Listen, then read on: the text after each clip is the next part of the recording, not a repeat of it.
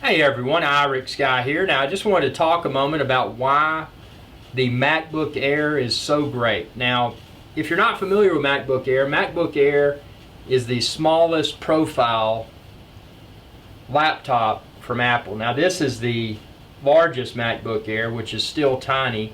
There's a smaller one, but I felt the smaller one was a little bit too small, at least for me.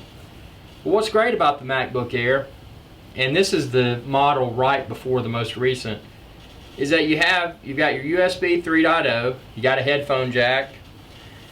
Very importantly, you've got an SD card slot on the side, and you got another USB port and a Thunderbolt port, which is important if you're connecting an external display. Also, I've got a Thunderbolt to gigabit Ethernet adapter when I'm connecting to the network somewhere that doesn't have wireless. And then the keys on the keyboard are backlit, which is nice. Nice LED backlit screen. This particular one is not a Retina display, which I don't care. It does perfectly what I need it to. It's got built-in HD camera for FaceTime or maybe Skype video conferencing or whatever. It's got built-in microphone. So this is a really cool laptop. Now, who might want the MacBook Air, and why might they choose the MacBook Air instead of some of the other Apple computer offerings? Well, number one, the price. Aside from Mac Mini, which requires a monitor, keyboard, and mouse, this is the least expensive Apple computer, and it's an all-in-one portable. The battery life on this is superb. I easily get about 5 hours or so out of it. It's very lightweight, as you can see here, and it's very thin. So if you're traveling and you need something compact, it's great for a traveler. In my case, being a YouTube channel owner that travels and creates a lot of content, this MacBook Air is a key component for success. Because what I can do with this, and granted, it's not as fast as my desktop iMac or my Mac Pro that I'm going to purchase for my home studio when it becomes available, but I got a little stain on it. That's funny. Spilled some Coca-Cola or something on it. But it'll do everything perfectly. It's capable of doing everything. I run Final Cut Pro 10 on this. I'm able to do edits. Sure, it doesn't render as quickly as a desktop iMac or Mac Pro or anything like that, but it gets the job done. And it enables the edits to be done while still in the field. So if you're shooting a lot of video and you want to know, hey, did I capture the right video, or was it too shaky, or did I fail to get that area in the frame that really is going to make this video a hit? This is a tool that I feel any serious video editor should have in their bag, in their field bag, and that's why I got it. It's my portable quick and dirty field edit computer.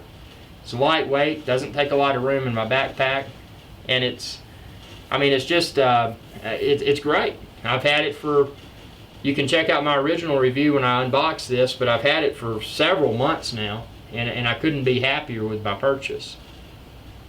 Something that I would recommend though, since these MacBook Airs are not user upgradable after purchase, max out the memory for sure.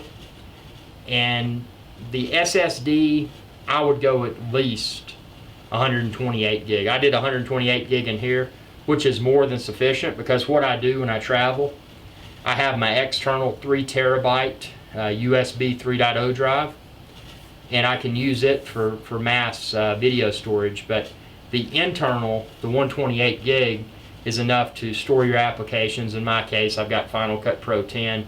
I don't load this computer up with anything. I just keep the bare essentials on it, and then keep all of my video projects stored externally on my USB 3.0 drive, and I actually edit live from that drive when I'm in the field.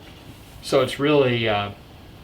It's really capable. But like I said, I wouldn't for the internal, I wouldn't splurge that extra money and go bigger than 128 gig SSD or flash memory built in.